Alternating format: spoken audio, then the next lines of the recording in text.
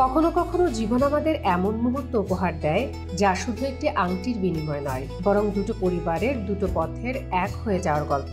শুক্রবারের সেই সন্ধ্যায় বাড়িধারার নরম আলোয় এমনই এক নতুন অধ্যায়ের সূচনা হয়। বিএনপি চেয়ারপারসনের পররাষ্ট্র বিষয়ক উপদেষ্টা কমিটির বিশেষ সহকারী ইঞ্জিনিয়ার ইশরাক হোসেন ও ব্যারিস্টার নুসরাত খানের বাগদান সম্পন্ন হয়। শুক্রবার 10 অক্টোবর চারপাশে শুধু পরিবারের ঘনিষ্ঠজন, পরিচিত মুখের হাসি, হালকা ফুলের সুবাস।